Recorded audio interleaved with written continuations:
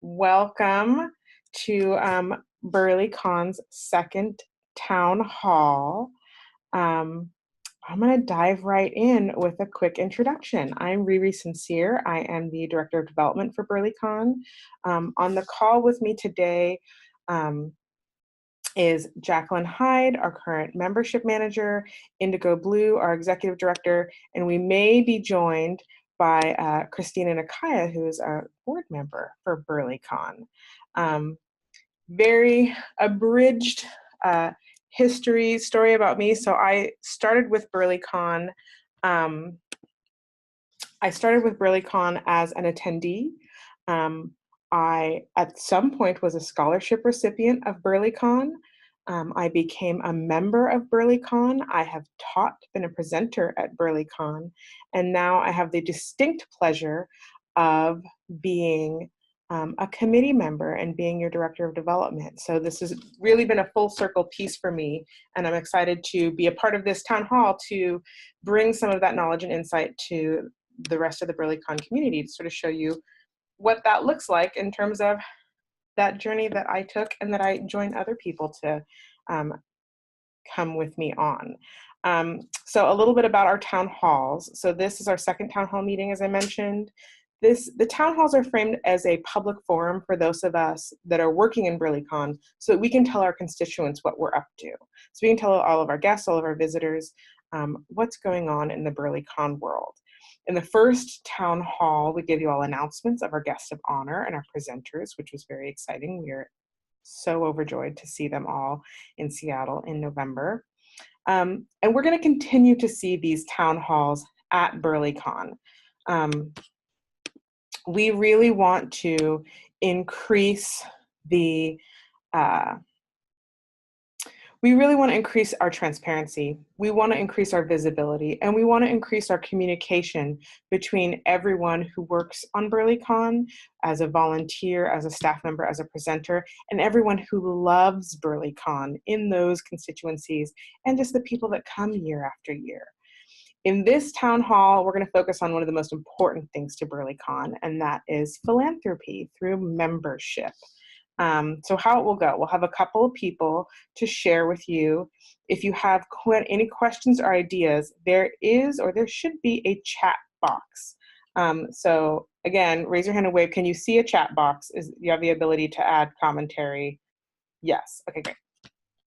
So there is a chat box. Feel free to type in questions. We'll answer them as we go.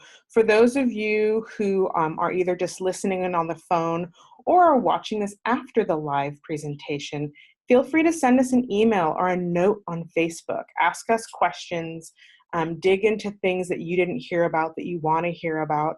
BurlyCon, we are always welcome to hear your questions, hear your thoughts. So that is how we're going to start. So my first handoff, I'm going to hand off to Jacqueline Hyde. Howdy, everybody.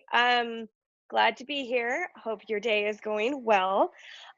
First, just a quick introduction about myself. I've been going to BurlyCon, oh my gosh, for a long time now, and have been a sponsor multiple times, as well as I am currently a member, and I've been an instructor as well as a vendor. So I've been in the thick of it for a while now. I was really pleased to be given the opportunity to take on this membership management role, because I want to help individuals like yourselves be seen, but also to help with the monthly and the annual day-to-day type of thing that members such as yourselves contribute to. So that's really, really important to me. And we have some great goals to make sure that we can continue and thrive and grow as a community within BurlyCon. Well, I want to ask, basically, why does membership even exist? That was my first question. I'm like, oh, okay, they've got sponsors. I'm like, oh, but you know what? There's the day-to-day. It goes beyond just what the con does. There's the day-to-day operations, the administration, the fees that they have to take care of that we don't see oftentimes. There's so much labor that goes into this, for the 4 days that we get to spend with each other, that they really do need our support on that day to day. And it's also an opportunity for us to really have a tangible scenario to get involved. Some of you may not feel that you're ready to be a presenter yet, and you still want to be able to participate in some way and still be seen. This is that opportunity for us to do that. There are a wide variety of different membership levels that you can participate in, and we've spent some time reworking this and reevaluating what this actually means. And so we have the essential membership, that is your grassroots, it's your fundamental section. It's a way to participate. And this works out to be about $5 a month, and or you can do a recurring annual contribution. And that's when you get to be listed as a current BurlyCon member, and also get a great sticker saying that that you love BurlyCon. But then there's the supporting member, which is really important as well, and it does have month-to-month option as well as an annual, anywhere from $120 to $240 for a year, or even $10 to $20 a month, which is so cool. And then you get everything that's in the essential, but then you get early access to the lowest price of the convention for an additional, month to month. An exclusive quarterly newsletter from the board, which is huge. You get to see first insights, what's going on, how they're promoting burlesque education, not just locally, but globally for all of us. Something that has already been in play has been the troop membership, which is up to 10 members. This is a great way for your group to do something together, to foster something from your community and be shown together. And with that, you get all the supporting members level, plus a 50% full scholarship for any deserving enthusiast. You get 5 class photos, which is pretty cool. And then, you get to sit together and just be fun. You also have, additionally, you have that low price that we had mentioned in the supporting, but up to 10 people for your troop. I mean, that's pretty cool right there. And something that I'm really pleased to be able to bring to the table is actually the school membership.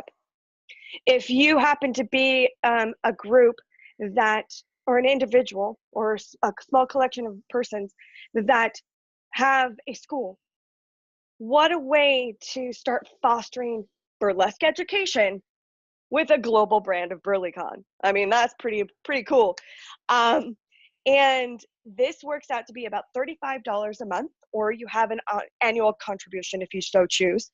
And you get all of the supporting membership level, plus the 50% scholarship opportunity, the 5 class photos, but you receive a commemorative photo of just your school.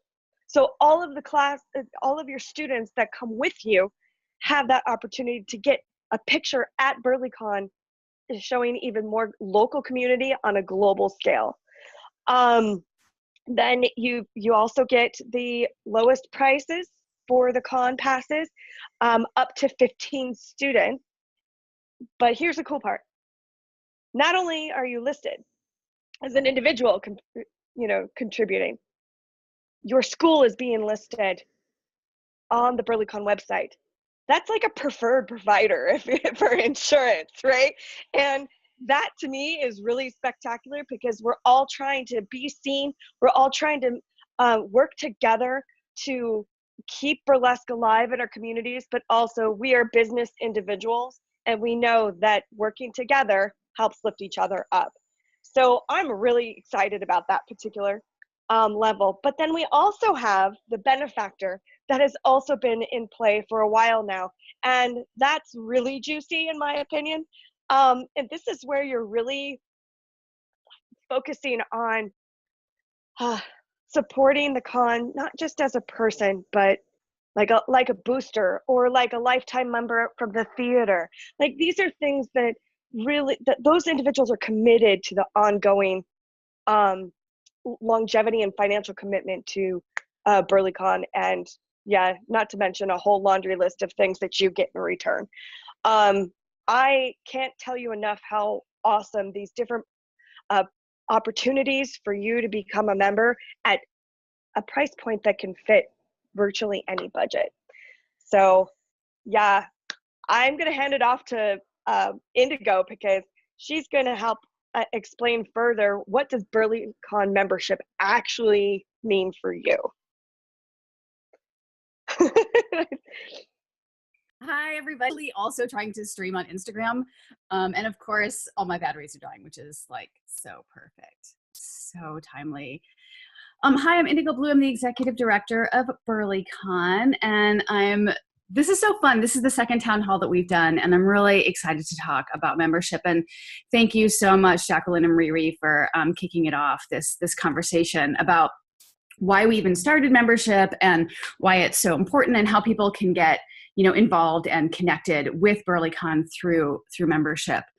And fundamentally for us, membership is about keeping BurlyCon going, not just as it is, but growing, right? So BurlyCon has actually been pretty amazing in that we've been able to keep the con alive and keep it running and almost always break even just through our attendee passes. I mean, we've done a really good job of keeping our budget super, super tight. But it's almost impossible for us to grow at this level. Like we can't really do the new projects and new programs that we want to do. And it's going to be really challenging for us to, continue to pay people what they're worth, et cetera, if we can't grow. So let me just give you a little tiny snapshot of what we've been able to do since we started. So BurlyCon started in 2008, right? So that makes this the 11th year of BurlyCon. And there were only 125 people who came to the first BurlyCon. And a significant percentage of those were people who were working on the committee, right? Now we have over 600 people that come every year. Like, what is that? Quintupled? Sextupled? Let's say just sextupled, just because it sounds good. And also, when we started in the very beginning, nobody received any compensation. For a couple of years, the presenters that came and taught at BurlyCon basically just did it out of love. They came because they believed in education. I mean, these are professionals who we were unable to compensate. And so one of our biggest wins over the years is that we've been able to actually compensate our presenters, which is super, super exciting. And they get a free pass in, obviously, to the convention. So they can, when they're not teaching, they can take other classes and connect with people. And all of you who are involved in the burlesque community are aware that no matter how long you've been involved in burlesque, things have changed, right? From when you started being involved in the burlesque community till now, things have totally evolved, and they're going to continue to evolve, right? So one of BurlyCon's objectives is really to move and evolve with the times, to be sensitive to what's happening and people's desires for education. And there's a couple things that we've been really focusing on behind the scenes that we really want to fund and pay for, and that's separate from just keeping the doors open, right? That's separate from just continuing to offer like the bare bones services that we work year round to do. So one thing is that we have been really wanting to, for a super long time, extend BurlyCon to include the Wednesday before the con and let that day be a full day of intensives and community building. It's really challenging to run our intensives during the con because there are folks who just want to focus on one thing, but they also want to take all the classes that are offered during our regular programming time. So we've been really brainstorming for years about the possibility of being able to do an intensive intensive series on Wednesday, all day Wednesday, which would be so awesome. So that's something we're really working on funding.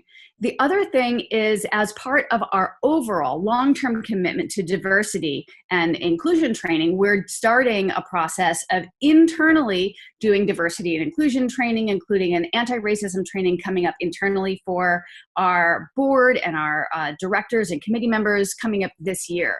So we're actually actively investing in our organization, working towards becoming an actively anti-racist organization and expanding our inclusion and diversity capabilities.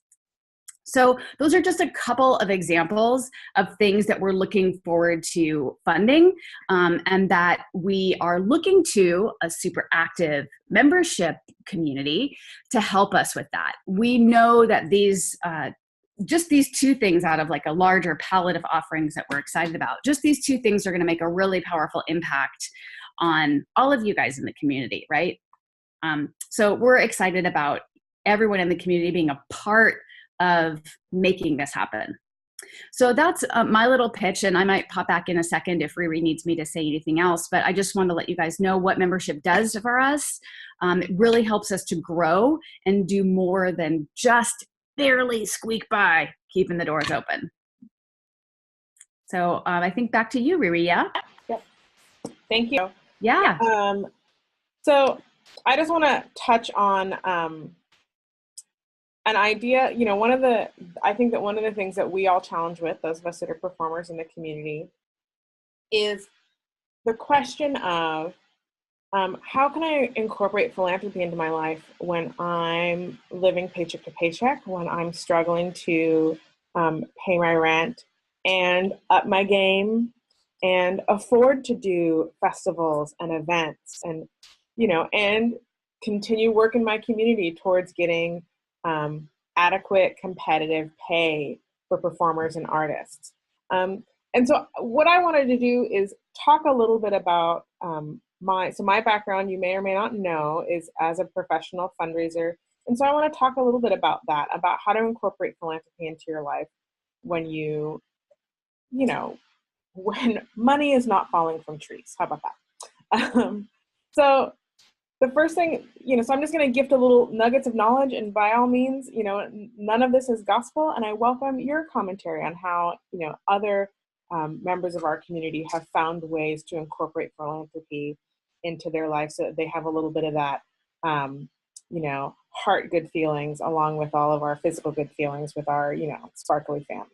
So one of the things that I always like to think about is that an important piece to this is creating strong financial and personal goals to yourself. And that includes savings for you and saving for philanthropy. I learned many years ago from a supervisor that I had in a health and human service organization that we served a very marginalized community of women coming out of domestic violence situations, many of which live below the poverty line. And one thing that we started teaching our clients was to pay themselves first. And by that we meant, and so I now do it in my own life, is, setting aside money out of every dollar that I earn, setting aside money for me. And this isn't money that I'm using to take myself out to dinner. This isn't money that I'm using to buy myself something extra, even though, I want to. This is money that I set aside for retirement, for larger financial goals, for, buying a car, for getting better insurance, for whatever that next financial need that I have is. Pay myself first. And a way that you can do this to make it a little bit more manageable is to think of your budget in terms of percent of every dollar you earn, right? One example for those of you who have attended my fundraising class at BurlyCon, particularly this year, I like to talk about a few pioneers and important figures in the world of philanthropy. And there's an important pioneer in the state of Mississippi. Her name is Osceola McCarty. She was born in 1908. She passed away in 1999. And this is an African-American woman from Mississippi. She didn't own a car. She didn't subscribe to the newspaper. She walked everywhere. And she planned her savings using dimes. So out of every dollar she earned, this woman, she was a washerwoman, she was not higher educated.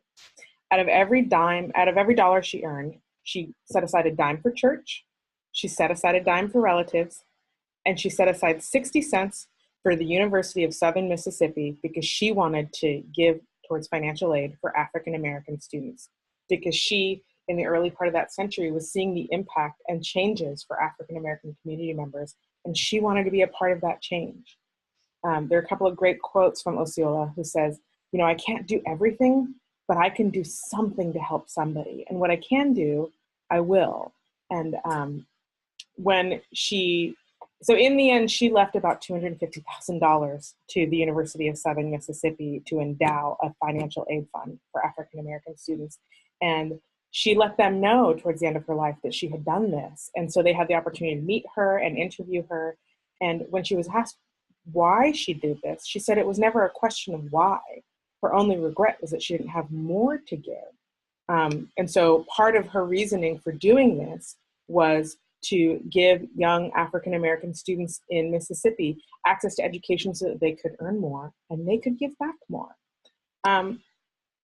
So in terms of how you think about your philanthropy, so, you know, breaking out 60 cents of every dollar you earn, probably not so feasible, because certainly the economy we live in is not the same as the economy Osceola grew up in. But I like to think that 10 cents, at least 10 cents, I set aside in savings for those next financial goals, and then 10 cents to charity. And those 10 cents, they add up. And I think about where can I find ways to be more efficient with my resources? Am I willing to give up a fancy coffee once a month to meet my philanthropic goals? And most importantly, which Jacqueline touched on, setting up recurring donations, monthly donations that come out of your account. $5 a month, you won't see it, you won't notice it. Some people pay more fees than $5 a month in certain things. And so that's my top tip, is just set up a recurring donation that you don't have to think about. That way it happens organically. And then when you get their, you know, letters and emails that say, thank you for what you've done, you're like, oh yeah, I did do that. You know, it's a nice surprise. It's like Christmas, sort of, but it's a thank you. So I'm going to pass it on to Jacqueline to tell you a little bit more about where you can learn more about our membership program. Thank you, Riri. Excuse me. So where you can learn more is by going, first and foremost, the web is the wonderful place that we are in. You have burlycon.com/membership. That is where you're going to find all of the goodie information and all the price point levels and the click through to be able to start your contribution. If you have any further questions, you're always more than welcome to ask an email question to member@burlycon.org. And you can also find out about the organizational documentation for transparency purposes, which is burlycon.com, the about page. And then you can also then click the annual report there. And scrolling down, and then also you can find out more about the policies of BurlyCon, which is very important to understand as well. And if you have, as we've mentioned, if you have any questions, you're always more than welcome to email us at BurlyCon. And then we do have a very special announcement for those who are going to be considering becoming members, is that there is a special prize for new members that join in our final week of the drive, which is coming up. And when I found out about this, I got the giggles about it. And I'm like, oh, my high school heart is just feeling all the love right now. So Booty and the Geek has generously created a custom BurlyCon onesie. Yes, you heard that right. It is a BurlyCon onesie to show your spirit while you're doing BurlyCon.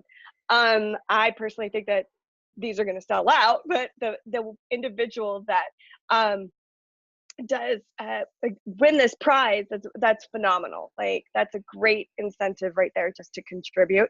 And then you can participate in your onesie for the weekend. Maybe throw some sparkles on that from our vendors and whatnot. So yeah, make sure that you sign up. I can't stress it enough. It is very, very important to BurlyCon.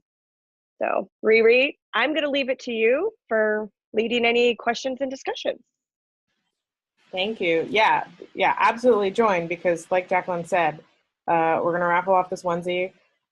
We just saw them. The directors just saw Magdalena Fox's design of them last week. They're bananas. And with our sort of BurlyCon University going back to school theme, you're going to want to get your cheer on. Just throwing that out there.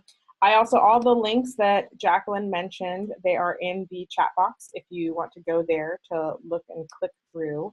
But, you know, we're here for any questions or discussion if anybody has any. I will share before we go to that, that we are hoping to do one more virtual town hall before BurlyCon, but no promises.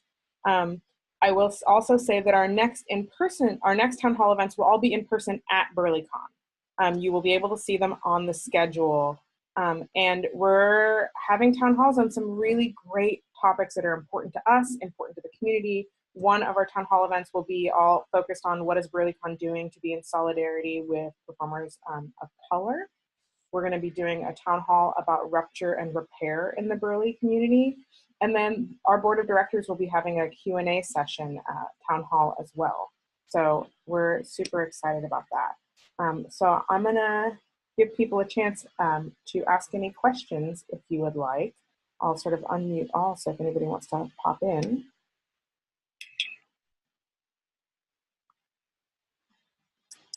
Yes, Indigo.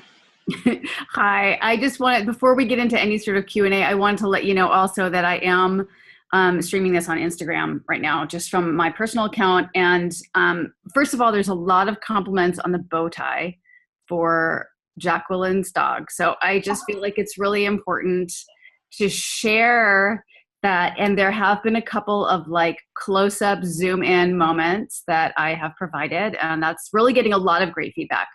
So I feel pretty strongly that membership, if it involved like maybe a picture of this dog, maybe that would be amazing. Yes. That would be printed and make him a bow tie that's special BurlyCon bow tie. Yes, yes, yes. I'm feeling that. I'm totally feeling that. And also, one thing that we didn't really get to talk about too much was like just what we're doing with the presenter compensation. I think that's something that would really help people understand too, like what that specific piece about how membership is helping us. Can I talk about that for a second? Please do. Okay, cool. Yeah, I mean, I want people to know that, like, as I sort of alluded to when I was speaking, that we do pay our presenters. But a couple of years ago, you know, the economy was kind of gnarly and everybody took a pay cut. You know, we had to reduce our budget expenditures for what we were paying presenters, which, you know, we paid them the same amounts, but we could hire fewer presenters, right? So we're really eager to be able to bring that budget line item back up so we can bring more presenters. And beyond that, we really want to be able to give everybody a raise. I mean, our cost of living across this country is going up. We all know it, right? And we just haven't been able to really match that. So that's something we're really eager to do, is fairly compensate people for the work that they're doing. So I just wanted to put that little bug in. I know we're a tiny bit over time, but I just wanted to make sure that people understood what we're trying to do. Thank you, Indigo. Yeah. Any other questions from the gallery? Because if not, I will let everyone go on about your day. Thank you all for spending some time with us today. And for those of you who watch after the fact and are enjoying it via Instagram, I hope I get, like, you know, give me some Snapchat flowers. That's what I live for, please. And thank you. Okay, hold on. Let me try that. Let me see if I can actually give you bunny ears. Let's see if this works. Yes, I love bunny ears. Just open your mouth. Ah, bunny ears. You've got bunny ears. Okay, you can look at the Instagram replay and you've got bunny ears. All right. Okay, great. Perfect. Thank you. Well, wonderful. Everybody have a beautiful day. Like I said, join, invite your friends to join. Feel free to email us if you have any questions about this. Get yourselves entered into this raffle to win this BurlyCon onesie, this cheer onesie that Magdalena and Goody and the Geek is designing for us. And then come to BurlyCon. We'll see you all in November. Yay. Thank you. Thanks, everyone. Thank you, everyone.